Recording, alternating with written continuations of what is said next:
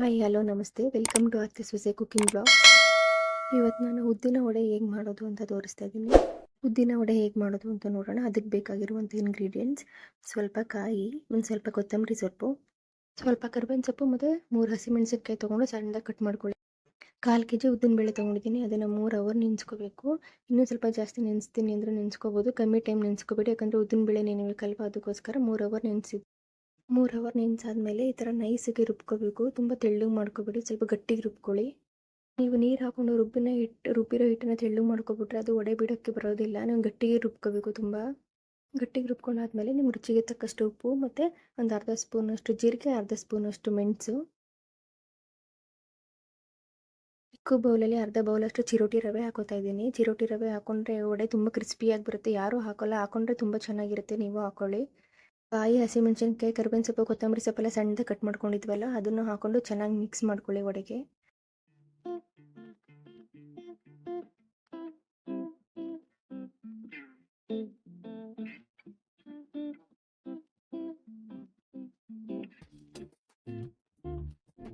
ನೋಡಿ, ಈ ಥರ ಎಲ್ಲ ನೀಟಾಗಿ ಮಿಕ್ಸ್ ಮಾಡ್ಕೊಂಡಾದ್ಮೇಲೆ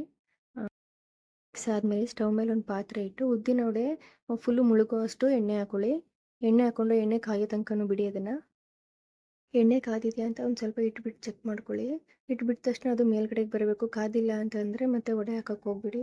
ಎಣ್ಣೆ ಕಾದಾಗಿದೆ. ಇವಾಗ ಒಂದೊಂದೇ ಉದ್ದಿನ ವಡೆನ ಬಿಡ್ತಾ ಹೋಗೋಣ. ಉದ್ದಿನ ವಡೆ ಬಿಡಬೇಕಾದ್ರೆ ಅದು ಸರಿಯಾಗಿ ಬರೋದಿಲ್ಲ, ತೂತು ಬರೋದಿಲ್ಲ. ಅದರಲ್ಲಿ ಬಿಡ್ಬೇಕಾದ್ರೆ ಎಲ್ಲ ಕಚ್ಕೊಳ್ಳುತ್ತೆ ಅಂತ ಅಂದಾಗ ಪಕ್ಕದಲ್ಲಿ ಒಂದು ಪಾತ್ರೆ ಇಟ್ಕೊಂಡು ಒಂದು ಸ್ವಲ್ಪ ನೀರು ಹಾಕಿ ಅದಕ್ಕೆ ಕೈ ಹಚ್ಕೋತಾ ಬಿಡಿ.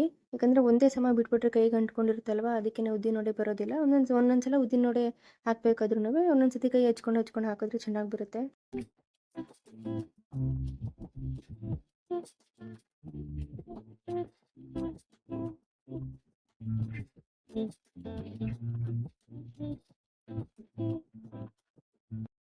ಸ್ಟಾರ್ಟಿಂಗ್ ನೀವು ಬಾಣಲಿಗೆ ಹಾಕಬೇಕಾದ್ರೆ ಒಂದು 3 ಇಂದ 4 ಹಾಕೊಂಡೆ ಬೇಯಿಸ್ಕೊಳ್ಳಿ. ಫಸ್ಟು ಕಲರ್ ಚೇಂಜ್ ಆಗೋ ತನಕ ಬೇಯಿಸ್ಕೋಬೇಕು. ನೋಡಿ ಎಷ್ಟು ಕಲರ್ ಬಂದಿದೆ, ತುಂಬ ಕ್ರಿಸ್ಪಿಯಾಗಿ ಕೂಡ ಬಂದಿದೆ. ಮನೇಲೇ ಸಿಂಪಲ್ಲಾಗಿ ಮಾಡ್ಕೊಂಡು ತಿನ್ಬೋದು. ನೀವು ಹೋಟೆಲಲ್ಲಿ ತಿಂತೀರಲ್ಲ ಹಾಗೆಯೇ ಟೇಸ್ಟ್ ಕೂಡ ಬರುತ್ತೆ, ತುಂಬ ಚೆನ್ನಾಗೂ ಇರುತ್ತೆ. ಮಾಡ್ಕೊಂಡು ತಿನ್ನಿ.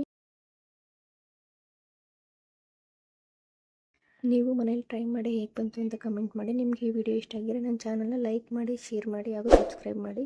ಪಕ್ಕದಲ್ಲಿರುವ ಬೆಲ್ ಐಕನ್ನ ಪ್ರೆಸ್ ಮಾಡಿ. ನಾನು ಯಾವುದೇ ವಿಡಿಯೋ ಹಾಕಿದ್ರು ನಿಮಗೆ ನೋಟಿಫಿಕೇಷನ್ ಬರುತ್ತೆ. Thanks for watching.